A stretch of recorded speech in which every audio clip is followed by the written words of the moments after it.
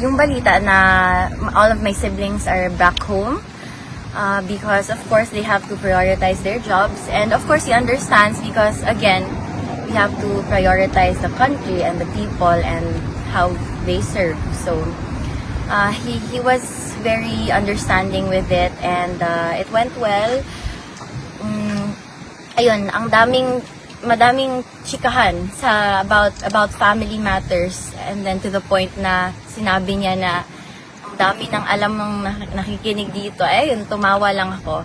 It was light, it was magaan naman talaga siyang kausap. So it was light, but it was also very emotional because I'm only gonna be here for another 2 weeks before I go back and continue with my education, with work, and with the other personal matters that I have to attend to. So he understood that also.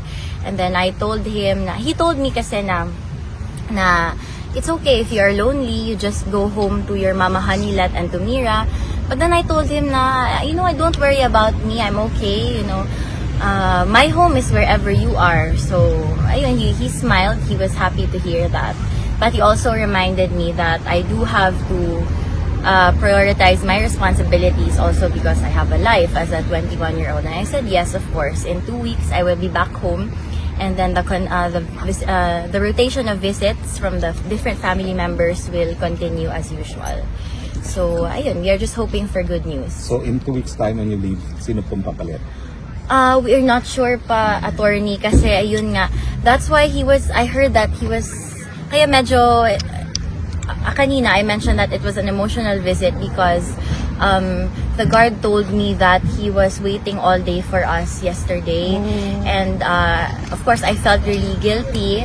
I mean, yes, it was an honest miscommunication and just the lack of organization with the arrangements namin sa DU, but he understood naman, and he said it's okay, this will not last forever. And I am okay, do not worry about me. So, ayun, there has been a lot of miscommunication lang lately, but ayun, naayos na namin ngayon. That's why I was able to visit. And kagaya, nakita nila kanina na late na naman ng konti.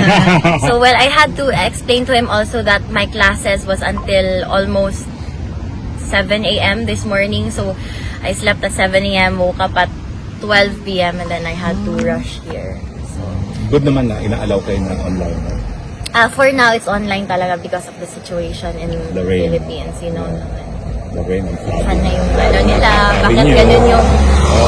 Well, bahala na sila, I won't talk about it. But ayun, all I can say that is he's good, he's healthy and thankful and happy that, he has family who loves him. And ayun, sabi ko, see, you are so blessed with children and grandchildren like this.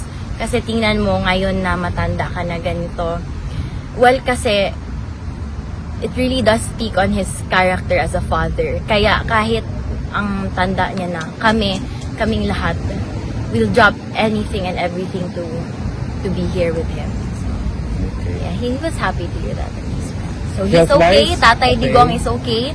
I was worried, of course, but he looked okay. Hindi siya mukhang stressed. Parati siyang tulog, and ayun, kumakain naman as what I've heard from the prison guards.